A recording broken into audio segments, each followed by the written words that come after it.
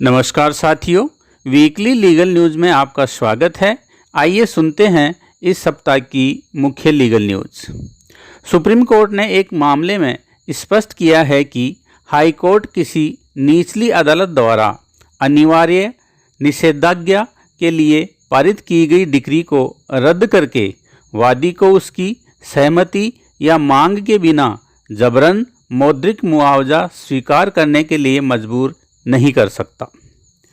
Supreme court ने एक ऐतिहासिक फैसले में माना है कि सड़क पर बने फुटपाथ पर चलने का अधिकार संविधान के भाग 3 के तहत गारंटीकृत एक मौलिक अधिकार है।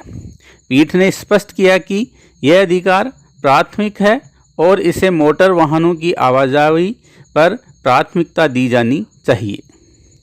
दिल्ली हाई कोर्ट में टेलीग्राम ऐप पर अस्थायी रोक लगाने के फैसले का बचाव करते हुए केंद्र सरकार ने इसे अपराधियों का नया डार्क वेब करार दिया है।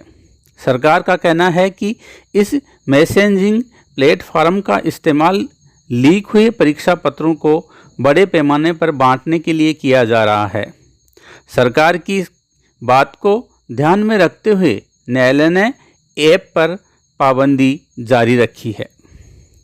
न्यायिक प्रशासन से जुड़े फैसलों को चुनौती देने की प्रक्रिया पर एक महत्वपूर्ण कानूनी स्पष्टीकरण देते हुए सुप्रीम कोर्ट ने कहा है कि हाई कोर्ट को अपने ही प्रशासनिक निर्णयों के खिलाफ दायर याचिकाओं पर सुनवाई करने से रोकने वाली कोई कानूनी पाबंदी नहीं है। सुप्रीम कोर्ट ने एक अत्यंत महत्वपूर्ण फैसले में स्पष्ट किया है कि केवल वही संगठन सूचना का अधिकार अधिनियम 2005 की धारा 24 क्लॉज 4 के तहत आरटीआई के दायरे से बाहर रहने का दावा कर सकते हैं, जिन्हें विशेष रूप से खुफिया और सुरक्षा कार्यों के लिए स्थापित किया गया है।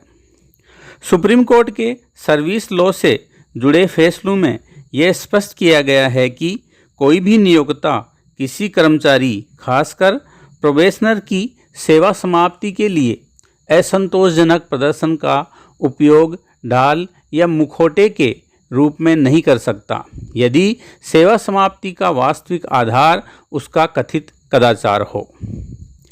एक मामले में मनी ऑर्डर पहुंचने में पूरे 62 दिन की देरी हुई।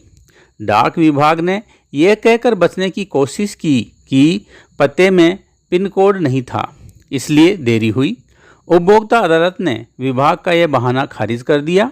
अदालत ने यह माना कि यह प्रशासनिक लापरवाही है और इतने दिनों तक पैसे न पहुंचाना प्रेषक के लिए मानसिक उत्पीड़न है।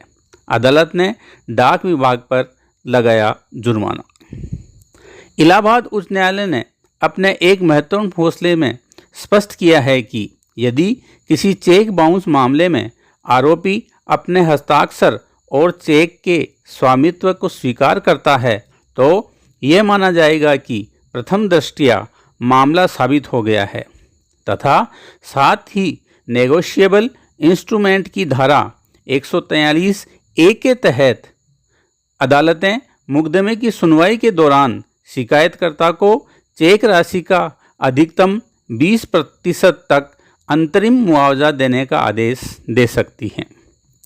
सुप्रीम कोर्ट ने एक महत्वपूर्ण फैसले में स्पष्ट किया है कि सरकारी कर्मचारी की हत्या के मामले में आरोपी आश्रितों को अनुकंपा लाभ न देने का नियम केवल वित्तीय सहायता पर लागू होता है, अनुकंपा नियुक्ति पर नहीं।